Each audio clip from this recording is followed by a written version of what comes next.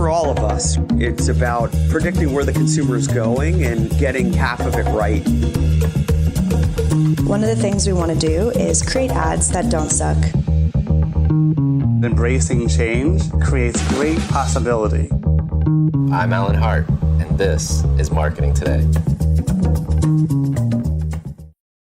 Today on the show, I've got Jacqueline Woods. She's the Chief Marketing Officer at Teradata.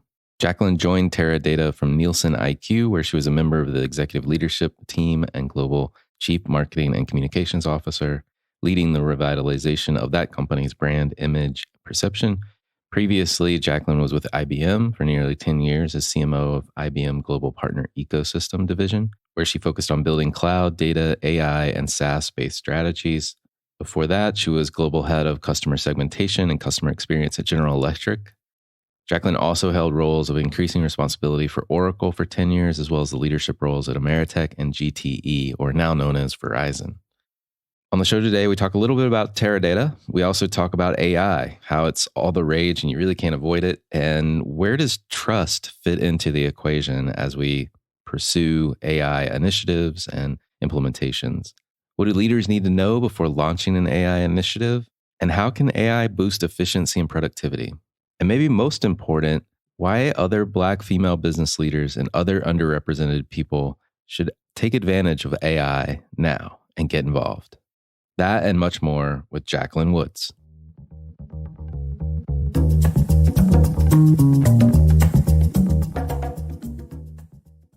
Jacqueline, welcome to the show. Thank you. It's great to be here. I'm excited to have this conversation. I think it was the last time we spoke. This notion of empathy for people and where they're coming from was something we talked about. And from your perspective, I thought we could start there. What does it mean to you to have empathy for other people? I think for me, empathy really means trying to understand where someone else may be and also where they're coming from. I have a friend who I will attribute this to her, and I'm sure she isn't the first person who said it, but she often says, seek first to understand as compared to being understood. And I love that because it, to me, embodies empathy. Because if you're seeking to understand what's going on with someone, seeking to understand their perspective, seeking to understand context, I think that makes you a better listener. But I also think it makes you more sensitive to what you're hearing, and you can have a more open mind as you listen, because you're starting from the perspective of wanting to understand. And through that understanding, I think that allows someone to be more empathetic. Gotcha. It makes a lot of sense. And I feel like for marketers, on top of everything else, like we also need to be expressing our empathy muscle, both to understand the people and the teams that we work with, but also the people we're trying to serve. 100%. I think if you look at brands today and companies today that have leaned into that and perhaps done it well, whether that's understanding the needs of their workforce and employees that work for them to create better workspaces so they end up with better outcomes for innovation, they end up with more productivity, they end up with better products. I do think it's because they've created a space where people can be more empathetic. I also think they've created a space for people to not just be themselves. I think it's in some ways jargony when people say bring your authentic self, because a lot of times I don't know if people really mean that. Right. I think that became a thing, like people bringing their authentic self. But I don't think that people really meant that or understood what that meant. It doesn't mean someone, quote, wearing their hair in a natural style if you happen to be an African-American female. It doesn't mean that, yes, that is part of your authenticity, absolutely. Mm. But bringing your authentic self also means when someone has maybe said something that is off color, that you can express that bothered you, and that is taken in a way that does not put the burden of the comment on the receiver of the comment, which often happens, which is why people don't necessarily think they can bring their authentic self. Because bringing their authentic self means I get to tell you when something has happened in the environment that may have made me feel uncomfortable. And I should be able to do that. And I should be received for doing that, right? In a way that doesn't carry any other stuff with it, other than it is what it is. You said something, you may have offended someone, apologize, understand that it happened, and try to do better next time. And that is what it means to be empathetic, right? Because then I'm understanding that whatever I did, even if I could have thought that it was funny and I could have not been intentionally harmful, that was never my intent. But if I'm being empathetic and the other person on the other side is being authentic with me, they can express that. I can receive it, and then I can adapt and adjust so that I can create a space for empathy. And I just think it makes a more trusted environment, whether that be personal or whether it be work. I love that. I love that.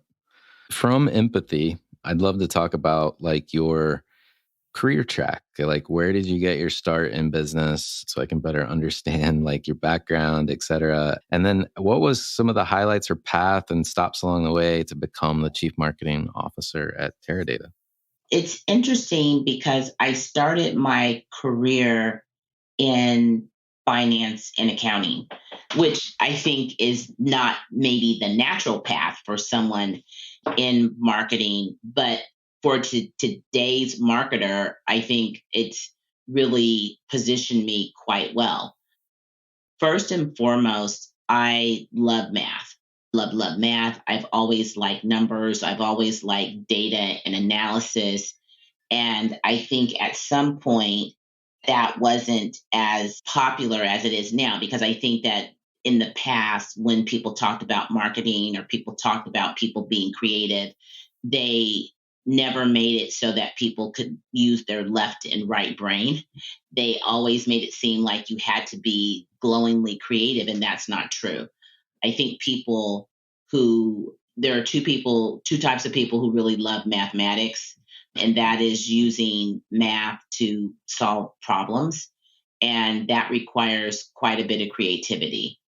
And so after I got my MBA, I literally had in my own head, I wanted to go and specifically be focused on the start of the process for selling something as compared to being at the end of that process and counting the results and talking about why something happened, whether what happened was good or bad. We made our numbers or we didn't make our numbers.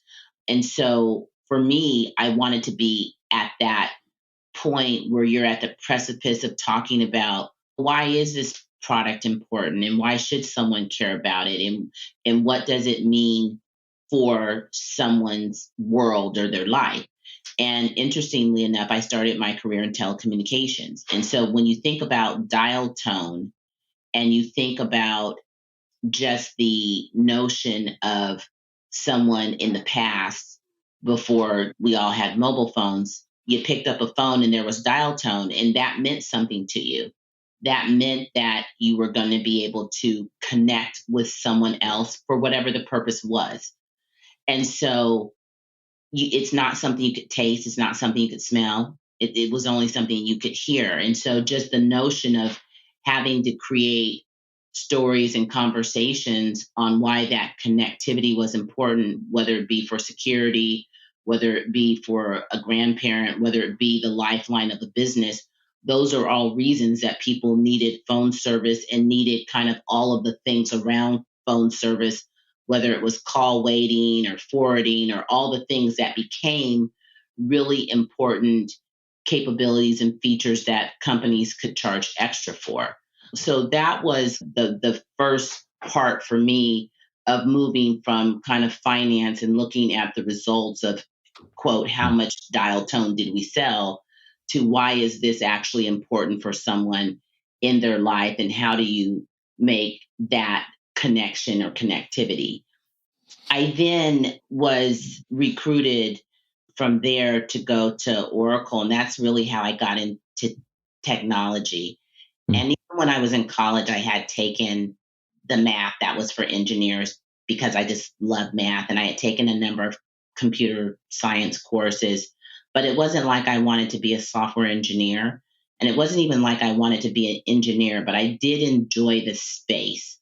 And so when I got recruited from telecom to go to Oracle, I thought, hey, this is cool because I can combine what I really love doing, which is this conversation around marketing and how to get someone interested in something that's somewhat esoteric with my quantitative background, and how I was able to do that. And then from Oracle, I went to GE, and I thought that was a great opportunity to just really be in a number of different industries that Oracle essentially had sold into. GE at the time was like in everything. They were in banking, they were in retail, they were in oil and gas, they were in electronics. They sold appliances, for God's sakes, airplanes, airplane engines. Like they sold locomotives. So it's one of those things when I look back on that experience, because I really think that people don't really understood how many businesses that General Electric was actually into. So if you think about Thomas Edison and this whole light bulb, and going from someone who did that to owning as much as they did in the swath of businesses that they ran, it was really a great time for me, particularly coming from a software company, because we sold into GE. And this allowed me to really apply what I had learned more from that space to a company that clearly wasn't as technologically advanced as Oracle. And then from there, I went to IBM, where we focused on cloud and AI and analytics and data. And those were really where I first got my two divisional chief marketing officer jobs. And so that was a really good time for me to learn how to be a chief marketing officer. And then I went to Nielsen for a couple of years, and then came to Teradata at the end of 2021. So that really is my journey. We're really focused on artificial intelligence, generative AI, large language models, the trust that's required for what people are looking to do with AI, and how does our platform ensure that we're able to do that, and really the ability to do really great storytelling around not just this technology, but why is it important, and how can we leverage it really for the betterment, and this sounds grand, but it's true, but the betterment of mankind. And at the end of the day, we as a company, and the way that we talk about it, is we believe that people thrive when empowered with better and trusted information. And our technology seeks to provide that to the companies that we do business with.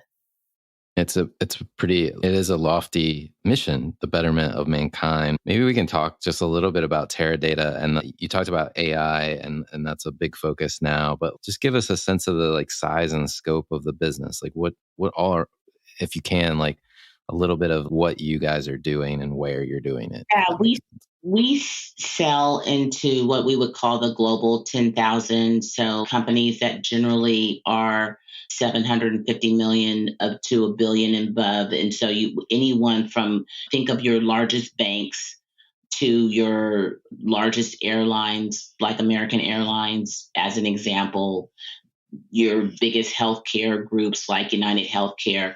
Those are some of our what I would call preeminent customers that we do a lot of work with and obviously rely on our platform for their cloud data and analytics workloads. And we really focus, and this is not new to us.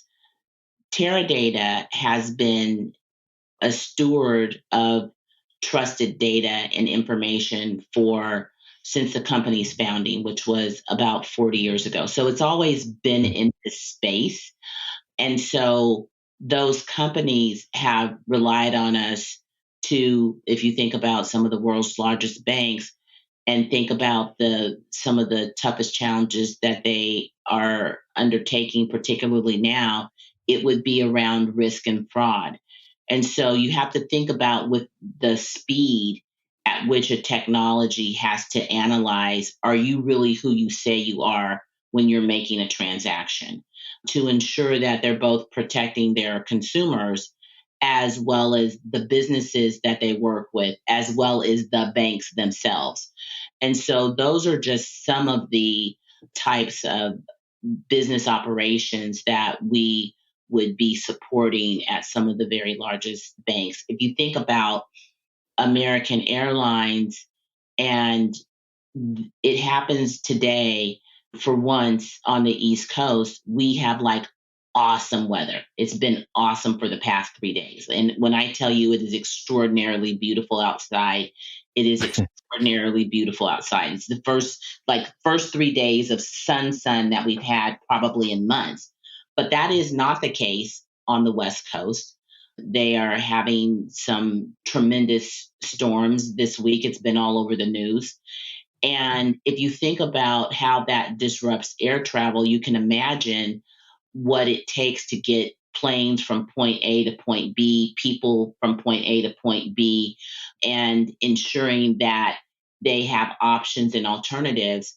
And if you look at some of the use cases that we even detail this on our website of how American Airlines uses our technology to efficiently run 28 of their most important business operations at the airline, which includes the kind of movement of their planes. It includes their loyalty program. It includes kind of ground operations and things like that. And so those are some of the things that I personally am really proud of, particularly for a person who flies over 100,000 miles a year. If you're a person who does that, then efficiently getting from point A to B safely is really important. And if you travel a lot, how much weather impacts your ability to travel and just what an airline has to do to navigate around that is really incredible when you look at the number of flights and people that they are routing around every day. Yeah. No, you're touching like so many of those core businesses that make economies and societies run. So Exactly. It's pretty amazing. I said it was seismic. you weren't kidding. You mentioned at some point earlier in the conversation, and you really cannot avoid that term these days. Like you cannot avoid it. No, but to your point around like trust and trusted source of information, trust is a concern when we think about AI. Like, how do you think about businesses and leaders being able to ensure that AI outcomes can be trusted? How do you think about that? I think the way that we like to think about it is in a couple ways, because it's clear that AI is all the rage. It became the rage, I would argue, at the end of 2022 when maybe Chat GPT was officially launched and people could see it, like they could experience it. And your average person can go get an account and kind of ask some questions and answers came and they're like, oh my God, that is so cool. But this notion of trust is like not for the faint of heart, right? Because when you think about artificial intelligence and generative artificial intelligence, it means that something is being generated from patterns. There are patterns of data and information that are out there in the world that are on the internet. Some of those patterns are factual and some are non-factual. And so the ability to scrape through and understand that and have systems that can do that and learn in a way that is able to extricate the things that are true from the things that are false is going to be really incredibly important. It's not an automatic, which means that machines aren't the only thing here that have to be part of the context of getting to the right answer. It's people first. AI itself is not responsible. AI is a technology. Machine learning is a technology. What has to happen and what has to be trusted is the people have to be able to take ownership for the responsibility for the models that they are creating, whether that be a large language model or not, whether it be a model or a pattern or an algorithm that they are building. They're the ones that have to be responsible for that. And they're the ones that have to be the critical thinkers to make sure that the patterns that are being seen are being looked at and really having the right type of inspections, the right type of governance, the right type of compliance to ensure that we can trust the output that is coming out of a model that would be based on AI. Those things are the things that are extraordinarily important. Got it. When you think about leaders and before they launch those initiatives, and you talk about the people, and it's the people that are critical to making sure that this new technology is leveraged in the right ways. How do you think about like those things that maybe you have to do at Teradata even as well to help put the right, and maybe, I don't know if the right word is guardrails in place, but the things you need to do before launching an AI initiative?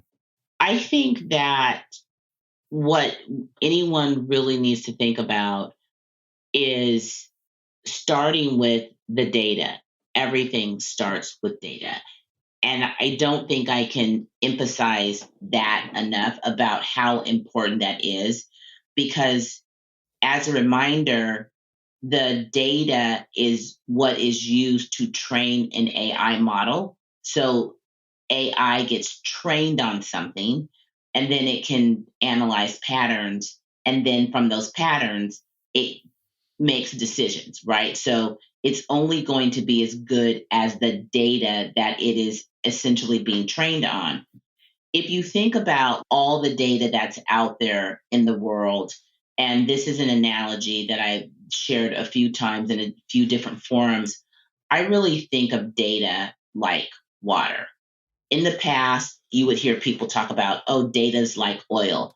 And the reason that they said that is because it was the commodity of oil is extraordinarily valuable. And so I think people were trying to make this alignment to, if you have this very valuable resources, this is really important. And so it's like oil. I actually think it's more like water because there is so much of it. And if you think about our planet is over 70% water. And if you think about the amount of water that is usable on this planet, of that percentage, I think it's only about 2.5 to 3% of the water that's actually usable. And of that water, which is usable, you can only get to, I think it's less than one, I think it's 0.3%. So imagine you have this thing that is extraordinarily plentiful. We have no shortage of actual water. We do have a shortage of usable, pristine, clean water for humans to consume or to be used for the types of activities that we would need that kind of clean water for. That's only 0.3% of all the water on this planet. And so when you think about data is similar, there's no shortage of how many zettabytes by 2026. I think it's 83,000. It's some extraordinarily large number that I can't even think of the number of zeros that go with it. It's so large, right? This number of zettabytes of data that's out there. It's doubling every X so many years or days or whatever the metric is that people are using. At the end of the day, the usable portion of that data is quite small, extraordinarily small. And so you have to be able to get to that clean, pristine data to effectively train your models so that your patterns can be seen from something that's clean. That's the only way that your pattern or your outcome in many ways can be trusted. If you're using dirty data, it's like washing your clothes in dirty water. I don't think you can expect them to become clean. And so it's extraordinarily important for people to really grasp that and understand that their results are only going to be as good as the inputs that they're using in order to determine those outputs. No, that makes sense. That makes sense. I love the analogy of water and the fact that you got all the way to a fraction of a percent that was usable. I'd never thought about that before, but it's a great analogy of what we're looking at and how we need to be focused on getting to the best part, if you will. Correct. Yeah. When you think about using AI yourself or with teams or companies, and to boost both efficiency and productivity in the marketing world, it's everywhere, right? Like you can write your content, you can write your emails. How do we remain authentic to the brand or the voice that we're trying to stay true to? It's interesting that you asked this question because I was talking to one of my CMO colleagues over at Schneider Electric, and we were having this conversation. And he said, hey, I'm looking at some use cases around AI that will help us with content. And it wasn't that the company was abdicating its responsibility to build content. What he is really looking at is, can I create my own LLM of the type of content and the way that we talk about it at this company, such that I can, if I have to go across multiple channels, how something shows up on Twitter is different than it shows up on Facebook, is different than it shows up on LinkedIn, is different than it shows up on TikTok. And I don't just mean the short form of the content and it has X amount of characters. I actually mean Twitter is more newsy. LinkedIn is very so business oriented. Facebook is different than that. Like they all have their own place in the world in how the content shows up in those different channels.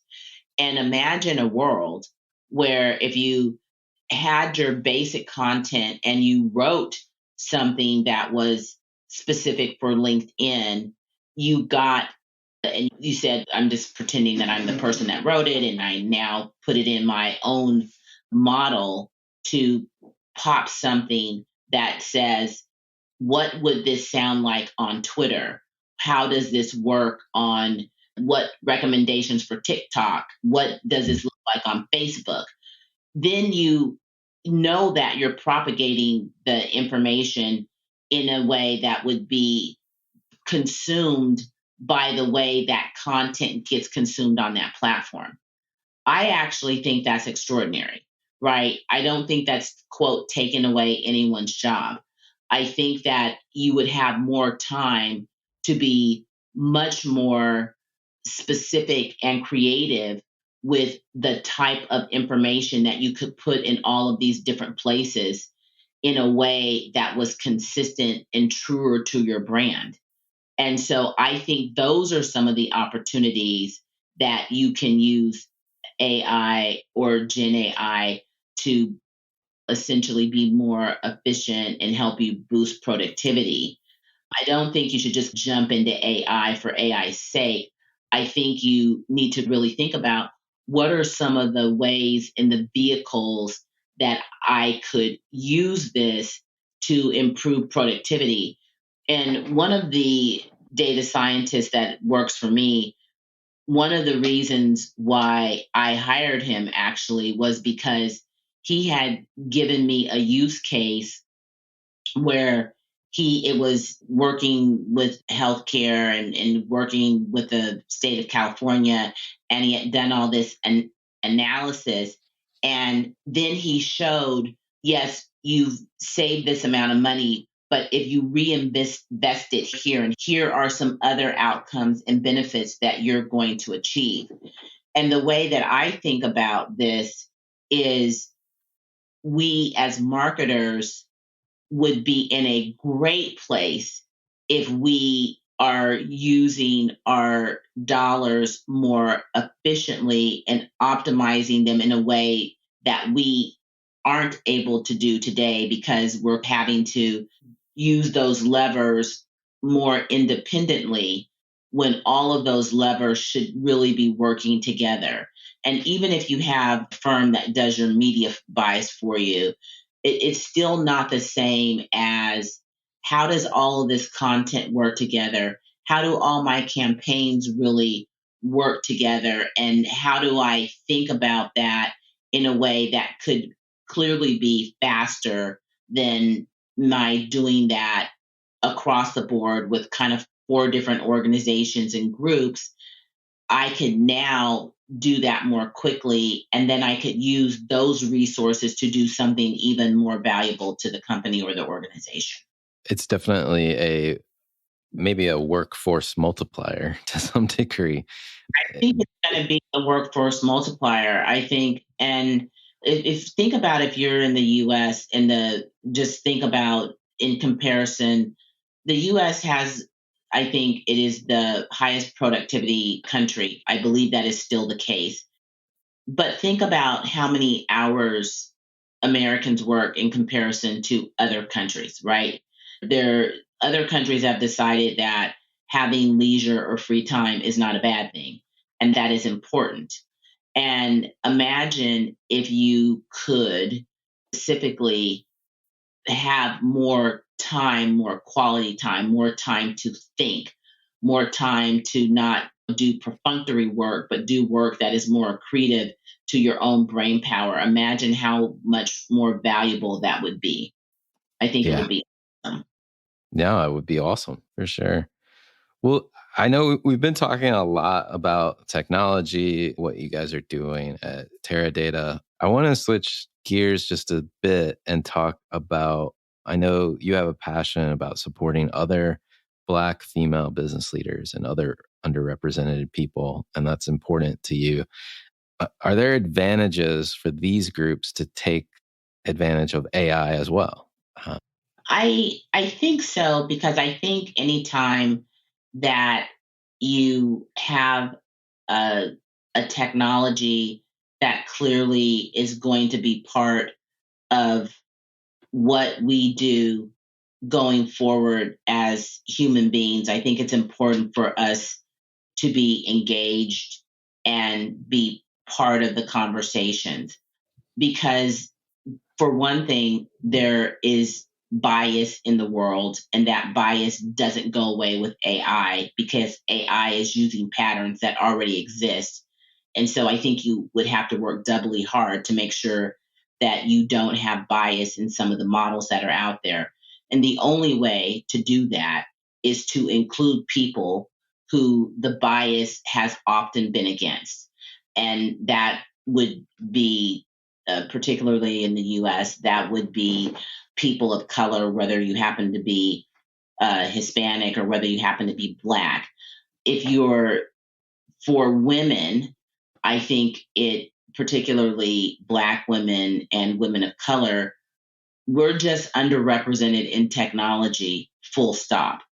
And so ensuring that as new technologies are coming online, and there will be new roles, whether those are ethicists, whether it is someone who's a data and analytics specialist, it will be important for people to participate in this because it's going to be an important part of the economy overall.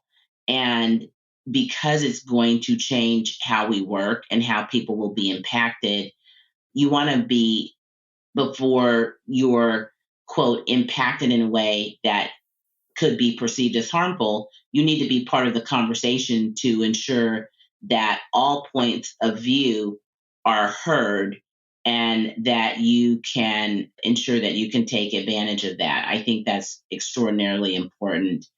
And I think you and I talked about before, you know that have completed a manuscript that I will be publishing that talks about not necessarily the role of AI, but talks about how Black female leaders and women of color, how do they essentially really navigate corporate America. I think there will be more data available to help to understand that, and that AI will play a role in that as well.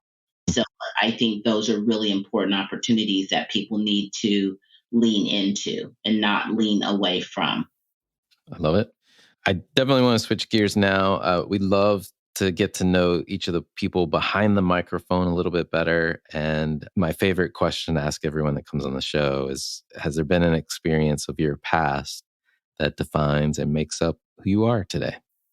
I think the one that defines me most is when I was very young in my first job out of college, and obviously that was probably 25, 30 years ago. I was in this gorgeous, beautiful building in Westlake Village. The office was even in a movie. It was so gorgeous. And when you could stand in this, what I would argue would be the foyer area, and you could see the entire building. It went up like 4 levels, and it just had this huge atrium. So it was just grand. And every day I would see, my first job out of college was for the phone company, which was GTE at the time, which is now Verizon. So just think Verizon. You're at the big headquarters in California. And every day I would see this guy. His name was Mo. And he happened to be he was like a biker. He had really leathery skin. It was like he was cool. He had really long hair, used to wear a ponytail. And imagine this guy walking around an office building where everyone else is dressed in suits, because at the time there was, quote, not really something called business casual. When I started my career, we all wore suits and high heels. Thank God those days are over. And Mo every day I would see him, and we would have a chat. How you doing? Blah, blah, blah. But his job was like a cable splicer frame maintainer, which is essentially, this was a guy who climbed telephone poles. But he happened, because he was assigned to the headquarters, he was always in this office building. And he said to me one day, I was just talking to him and about my business. He said, "Do you know why I like you?" And I said, "No. Why?" He says, "Because you don't care if someone is a CEO or another executive or someone like me," because he knew that he was like literally coming in boots every day and looking scruffy. He says, "You always treat everyone with dignity and respect." And that always stuck with me, because I never imagined that anyone would treat him differently than that. I never imagined that.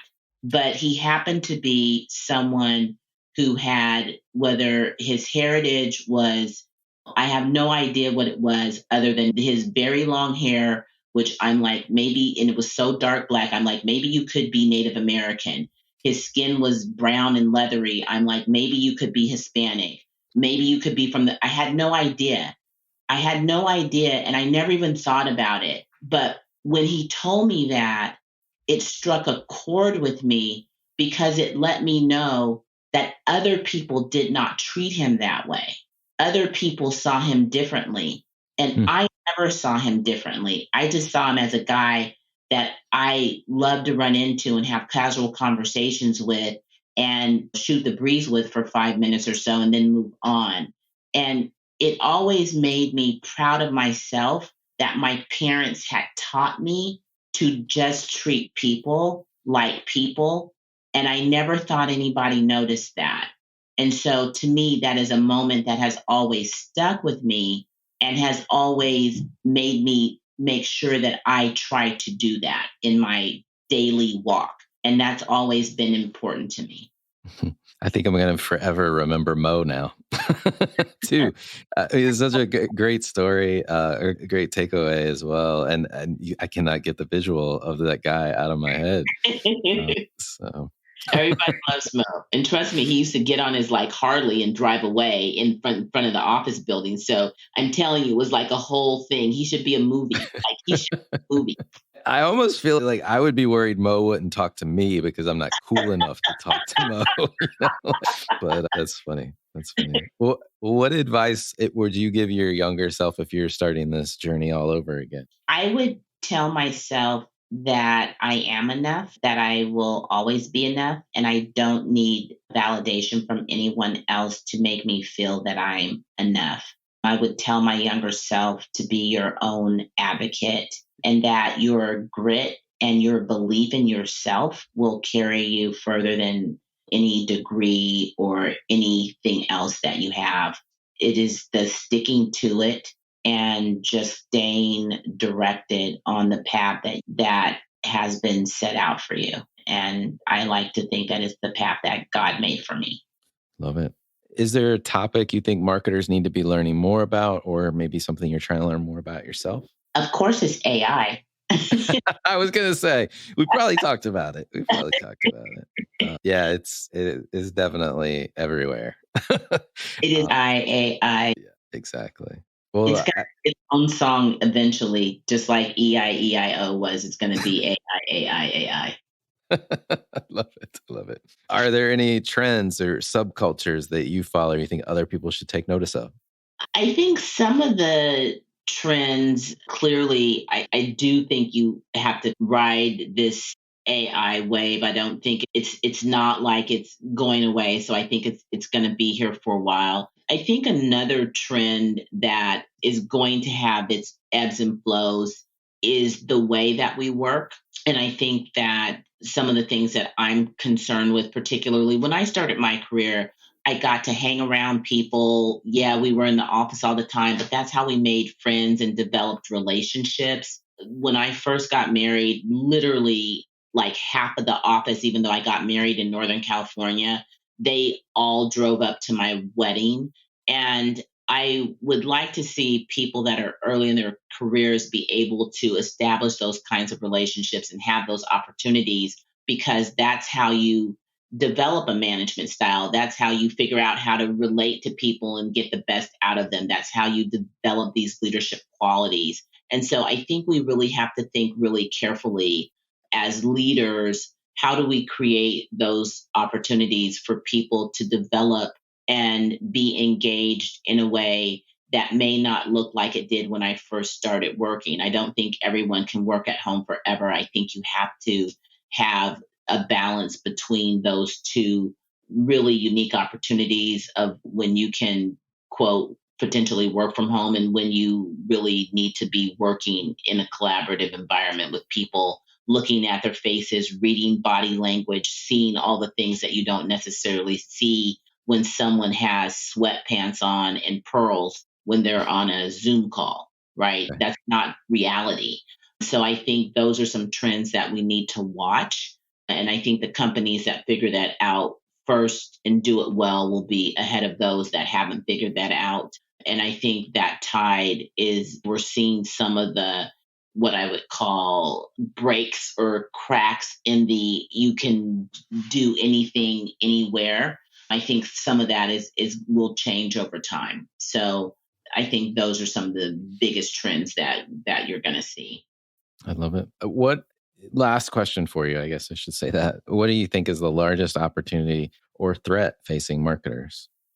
I think the biggest threat to marketers is being able to explain what marketing does. and how to communicate what you're doing, why it's important, and how it's valuable to the company. Marketing is one of those, I think, disciplines that has certainly evolved over time. It's not exactly the same as the 4 Ps from Kotler, right? Your price, promotion, place, and product. All of those things are clearly still important, but there are 25 things that hang off of that, whether it's digital, whether it's like all the channels that we have now. Advertising is different. Everything has changed. And you have a lot of, I think, people who think of marketing and brand as people who make advertisements and commercials, or people like, there are so many views of what this function or discipline is that I think that can be harmful, because if you're a jack of all trades, sometimes you're a master of none. And so I do think it's really critical that marketers be able to understand how a company makes its money from soup to nuts. Here's how a product gets developed. Here's the innovation around it.